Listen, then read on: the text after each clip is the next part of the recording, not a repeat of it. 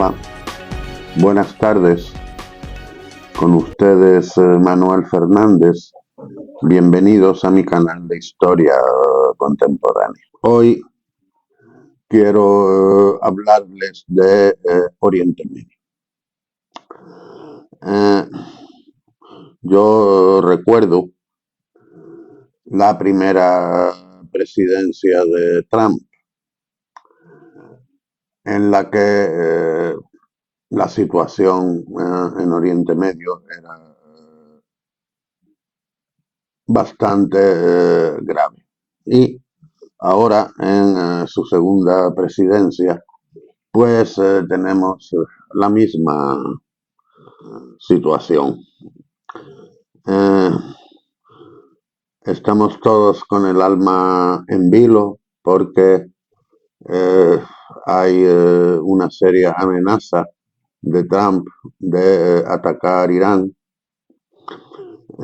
Parece que, por otra parte, va a haber negociaciones entre una delegación estadounidense y otra iraní. No sé si directas o por persona interpuesta. Esto es algo complicado, pero bueno, hay esperanza de que la cosa no termine en una guerra general.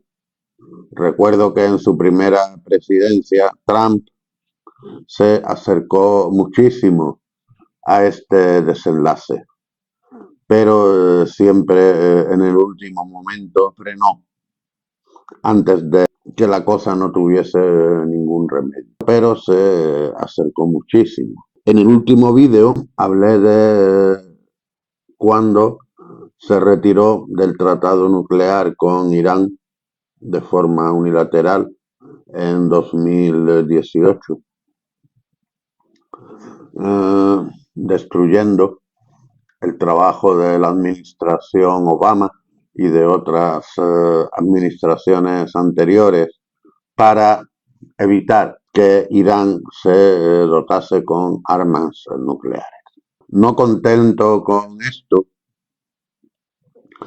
en los años siguientes, 2019 y 2020, Trump incrementó notablemente la presión.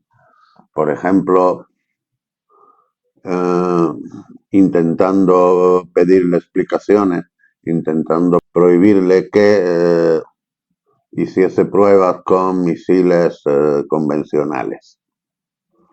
A lo que Irán pues respondió que eso era un asunto suyo, que incumbía a su capacidad soberana. Sin embargo, el punto culminante de la tensión fue el asesinato de Qasem Soleimani. Qasem Soleimani era un general iraní que mandaba una división de la Guardia Revolucionaria de Irán encargada de la acción exterior. Irán es considerablemente activo en varios países de la región, al igual, por otra parte, que en los Estados Unidos. Irán, por ejemplo, apoya a la milicia Houthi en Yemen, apoya a Hezbollah en Líbano, a la rama iraquí de Hezbollah. También sostuvo al gobierno de Assad en Siria mientras Assad estuvo en el poder, y muchas de sus actuaciones pues digamos que han sido beneficiosas para la estabilidad general. Irán y en especial Soleimani fue muy activo en la lucha contra el Estado Islámico. Cuando el Estado Islámico se apoderó de gran parte de Siria e Irak, creando una situación muy grave. Sin duda ustedes recordarán las decapitaciones en público, la trata de esclavas, la destrucción de monumentos históricos, todas las demás violencias y crímenes cometidos por el Estado Islámico. Curiosamente, en muchos de sus combates contra el Estado Islámico, Soleimani actuaba como aliado de los Estados Unidos. Por ejemplo, la reconquista de la ciudad iraquí de Tikrit, que había caído en manos del Estado Islámico, Estados Unidos, Inglaterra y Francia prestaron apoyo aéreo a las fuerzas de Soleimani, que resultaron victoriosas y expulsaron a la milicia del Estado Islámico de la ciudad. En otros lugares, como en Siria, pues estos países apoyaban más bien a las milicias anti-Assad. Por ejemplo, al grupo que actualmente se ha hecho con el poder en Siria, el grupo de Al-Yulani, que ha tardado muy poco en llevar a cabo matanzas de musulmanes chiíes y de cristianos. También cuando Israel invadió el Líbano en el año 2006, Soleimani ayudó a Hezbollah a detener la invasión israelí. Era por estas razones hombre muy odiado por el Mossad. Uno de los jefes del Mossad dijo en una ocasión que Soleimani había trazado una soga alrededor del cuello de Israel. Bueno, Israel no estaba defendiendo Israel, estaba invadiendo el Líbano. Cuando Hezbollah recibió el apoyo iraní. ¿Qué pasó en el año 2019? Bueno, lo primero es que Estados Unidos atribuyó a la rama iraquí de Hezbollah una serie de ataques contra sus bases en los que resultó muerto un contratista norteamericano y no sé si algún soldado herido. La rama iraquí de Hezbollah negó su responsabilidad en este atentado, pero de todos modos los Estados Unidos lanzaron una serie de ataques aéreos contra sus bases, en los que hubo 25 muertos y varias decenas de heridos. Esto, a su vez, el 31 de diciembre de 2019, provocó que una manifestación de chiitas iraquíes atacase la embajada norteamericana en Bagdad, que la atacase a pedradas y haciendo pintadas en la fachada, y estamos hablando de este tipo de ataque, no de explosivos ni nada de esto. Y no hubo ninguna víctima. Pero la respuesta americana fue sorprendente. 2 o 3 días después, en el aeropuerto de Bagdad, cuando Soleimani acababa de salir de un avión procedente de Teherán y se encontraba en un vehículo con el líder de la milicia chií iraquí y con otras personas. Su vehículo fue destruido por drones. Estos drones eran norteamericanos.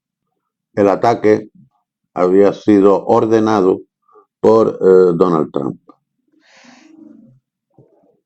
Soleimani era el segundo hombre más poderoso de Irán y era inmensamente popular en su país. Entonces, esta acción revestía una tremenda gravedad. Nunca en la historia de los Estados Unidos se había producido algo semejante. Bueno, sí, en 1943, durante la Segunda Guerra Mundial, cuando los americanos montaron una operación para matar a Yamamoto. El general en jefe japonés en la guerra del Pacífico. Mediante un informe de la inteligencia habían sabido que Yamamoto iba a viajar en avión y cuál iba a ser su ruta. Entonces fue interceptado por varios cazas norteamericanos que derribaron su avión. Nunca después se había hecho una operación semejante contra un militar extranjero de tan alta graduación. Pero Japón y Estados Unidos estaban en guerra en 1943. No así, no había guerra declarada entre Estados Unidos e Irán en enero del 2020, cuando se asesinó al general Soleimani. Incluso las Naciones Unidas dijeron que aquello podía ser calificado de asesinato extrajudicial, que en cualquier caso era un acto ilícito. Por supuesto, Irán no podía quedarse de brazos cruzados, tenía que responder a esta terrible provocación y se mostró extremadamente prudente en su respuesta. Decidió atacar 2 bases aéreas norteamericanas en Irak, pero informó al gobierno iraquí de sus intenciones, a sabiendas de que el gobierno iraquí le pasaría la información a los americanos, como así ocurrió. Y el ataque se produjo, no hubo víctimas mortales, aunque un número elevado de soldados americanos, según se informó después, resultaron afectados con conmociones cerebrales por las explosiones de los misiles y algunos tuvieron que ser evacuados para ser tratados en Estados Unidos o en Europa. Después de este ataque, los iraníes esperaban una respuesta norteamericana y estaban en estado de máxima alerta. Y entonces ocurrió una terrible desgracia. El 8 de enero de 2020, un oficial de la defensa aérea israelí detectó un objeto en su radar que le pareció sospechoso, ordenó disparar misiles antiaéreos y derribó a un avión civil, un Boeing 747 ucraniano, que hacía el trayecto entre Teherán y Kiev. Hubo más de 170 muertos, pero nadie dijo ni insinuó que el derribo fuera deliberado. Se aceptó que había sido accidental. Después de esto, ambas partes se calmaron y frenaron la escalada. No hubo más ataques por el momento. Pero es una muestra de las consecuencias que pueden traer estas situaciones. La justificación que dieron los americanos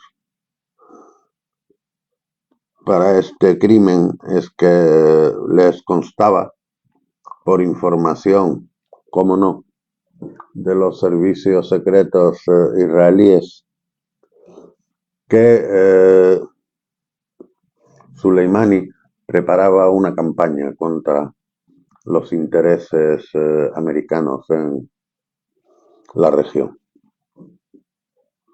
También se dijo en otro momento que Soleimani era responsable de centenares de muertes de soldados norteamericanos.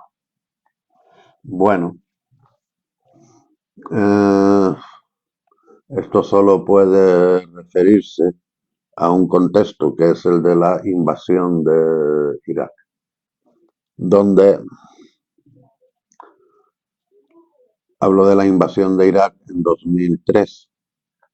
Fue una invasión decidida por los Estados Unidos al margen de las Naciones Unidas.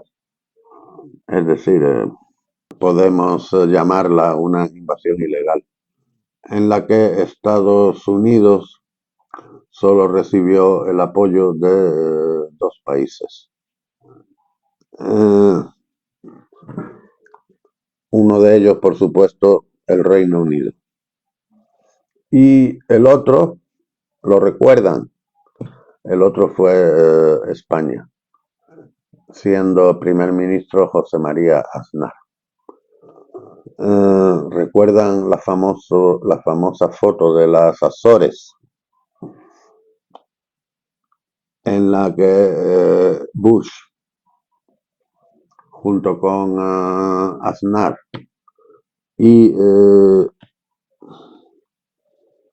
Tony Blair, pues se retrataron ante el mundo, orgullosos de la operación que estaban llevando a cabo. Bien. En aquel momento, pues Irak estaba siendo invadido y la resistencia contra el invasor pues era esperable, era legítima. Y las milicias chiíes que lucharon contra los invasores norteamericanos y sus aliados, aquello era un hecho de guerra. Y sí, recibieron apoyo material de Irán. Y ya sabemos que estas misiones era la fuerza Al-Quds, que significa Jerusalén, porque el objetivo final de esta fuerza era liberar la ciudad santa de los musulmanes, Jerusalén, que para su desgracia también es ciudad santa de los cristianos y de los judíos. Y por eso a lo largo de la historia ha sido motivo de mucho derramamiento de sangre. Por fortuna, no se llegó a la guerra como muy bien podría haber ocurrido en 2020. Esperemos que tampoco se llegue en 2025. Una cosa que me da cierta esperanza es que ayer Netanyahu visitó a su amigo Trump en la Casa Blanca y en presencia de Netanyahu, Trump anunció que había previstas negociaciones con los iraníes. Y la cara que puso en ese momento Netanyahu no fue de felicidad, precisamente.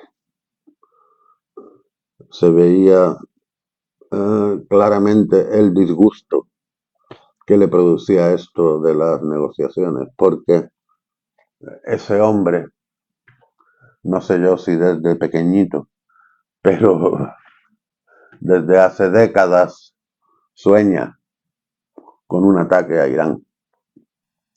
Y él sabe que Israel solo no tiene fuerza para llevarlo a cabo.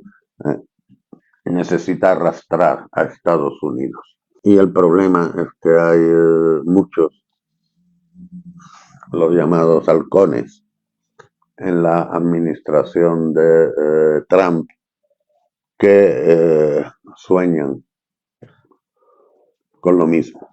Entonces el peligro es grande. Pero esperemos que Trump, que por otra parte en muchas ocasiones ha estado dispuesto a complacer a Netanyahu, reconoció la anexión a Israel de los Altos del Golán, reconoció la capitalidad de Jerusalén, le ha permitido romper la tregua en Gaza y seguir matando palestinos. Esperemos que con el ataque a Irán dibuje ahí una gran línea roja. Esto ha sido todo por hoy. Les deseo muy buenas noches.